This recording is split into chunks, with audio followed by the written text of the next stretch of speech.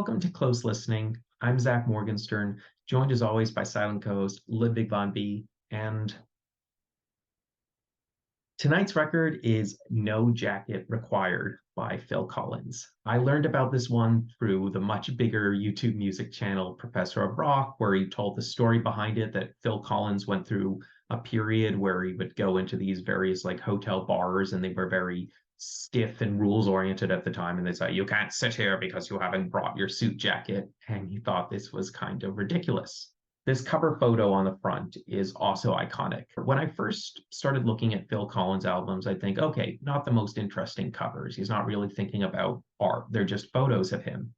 But then you look at these two in particular, his debut, Face Value, and No Jacket Required, and realize, no, this is not just a conventional picture of the artist holding their instrument, sitting pretty. And when you look at the Phil Collins albums in total, what they did is they took these slightly unusual photos of his face and they moved them all around the records, creating a weird conceptual unity to what on their own might feel fairly simple. And I guess a final introductory point I'd like to make. As a millennial, it probably doesn't surprise you that I did not discover Phil Collins by listening to him in his heyday. The very first Phil Collins music I heard was his contributions to Disney, his songs for Tarzan, and later his songs for Brother Bear. And as ridiculous as this might sound to the kind of adults who are like, if I'm a grown-up, I don't watch Disney movies, the music Phil Collins did for Tarzan and Brother Bear is absolutely incredible. It's majestic. The vocals are soaring. He has fun with the drums. He creates this atmosphere that really takes you on an adventure. So I think the one challenge I find in listening to his work backwards is I hold his more popular work to the standard of his movie songwriting, and it never quite lives up to it. So that's the context. Let me talk about my feelings about the songs on No Jacket Required. So this one opens up with a song called Sussudio, Sussudio. And if you're wondering what that means, it doesn't mean anything. It was a made-up word because Phil Collins liked to write songs through improvisation, jamming with good musicians and finding a groove.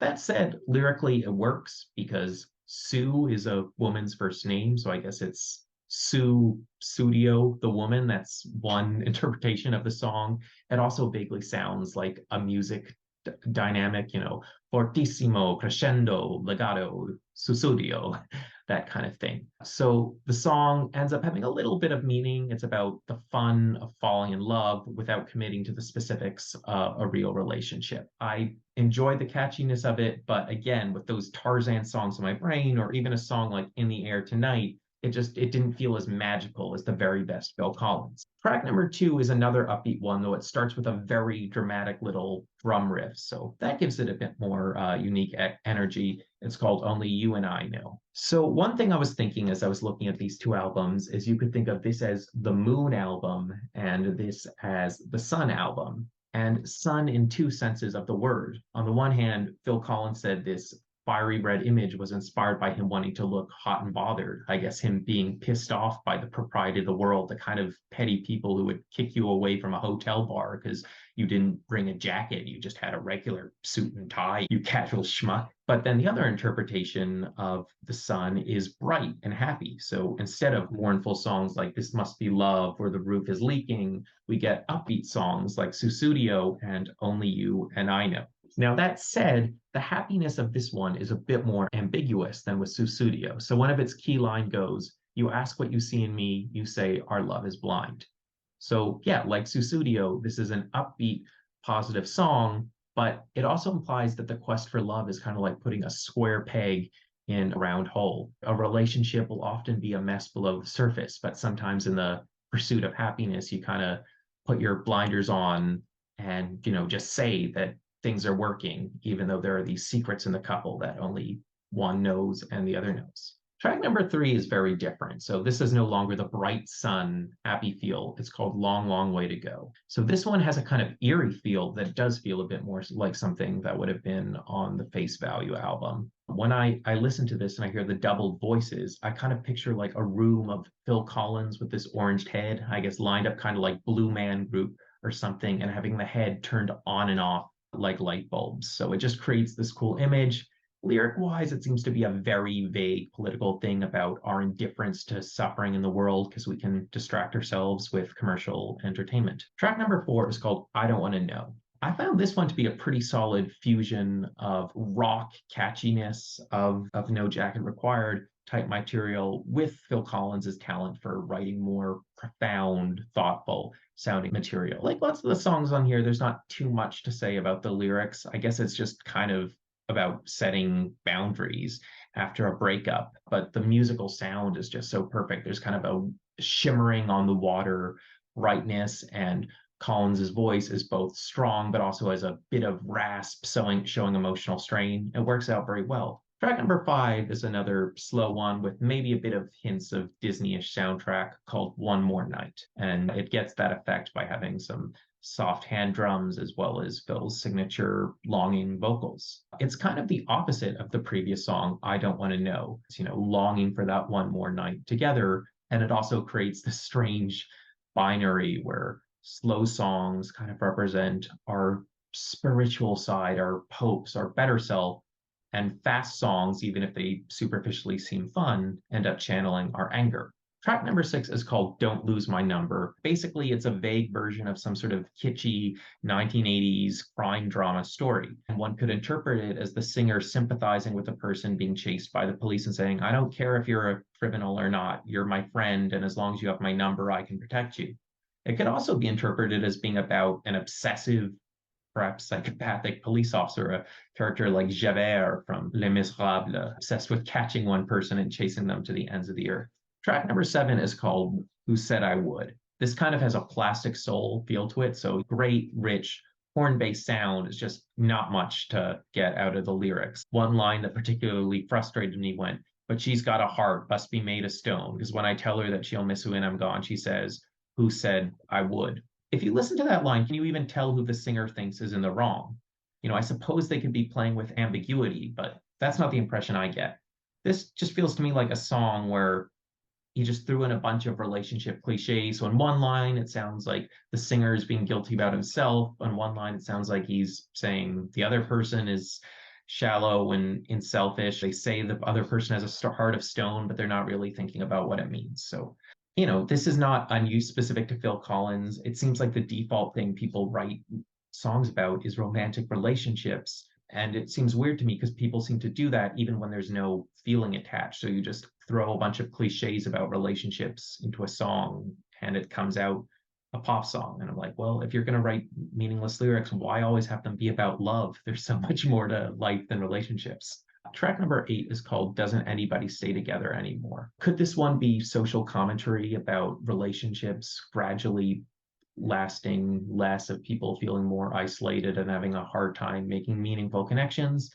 Maybe. I mean, unfortunately, the song doesn't do anything to contextualize in it history. There's no reference to dates or particular figures or events. So that takes some of the oomph out of it as a quasi protest song.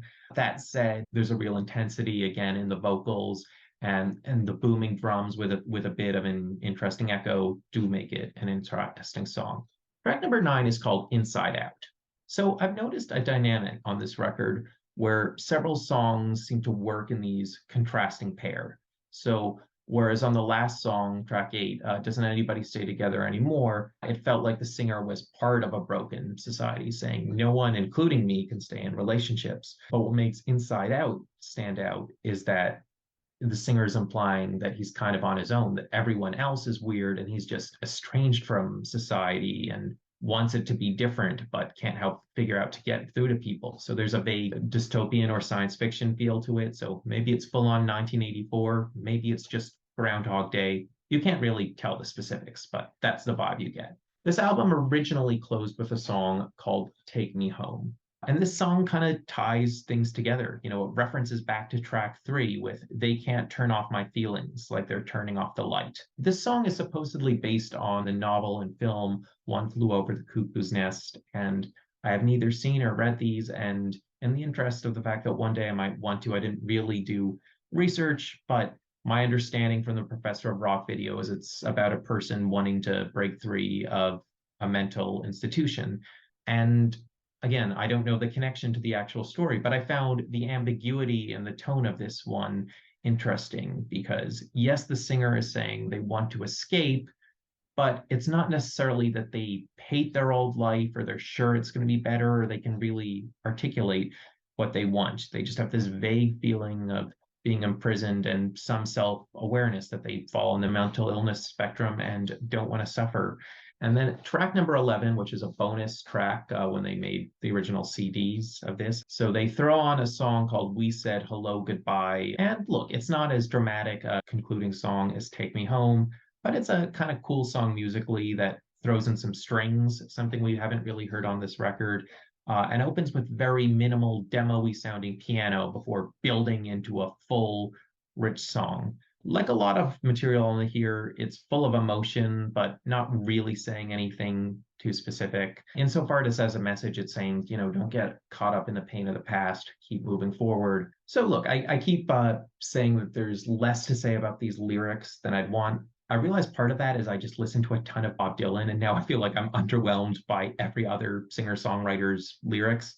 But I think part of it is there can be such emotional profundity in the musical delivery of Phil Collins, and there's clearly a lot of inspiration behind these songs. Again, writing a song inspired by One Flew Over the Cuckoo's Nest, that I guess I'm inclined to see that there is more to work with, or if not, he at very least has a very vivid imagination that produces cool ideas at the subconscious level. The sound doesn't quite nail it for me the way Face Value did. Even Take Me Home, which has the potential to be just as good as In the Air Tonight, there was something about the production that was off. The mix of drum machines with real drums and real instruments, it didn't create that mystical, echoey magic of the Face Value album. It did just kind of sound like a weird dose of artificiality. That said, I feel like I went from posting a good review of Face Value a couple years back to absolutely loving it now a couple years later. So maybe No Jacket Required will continue to grow on me.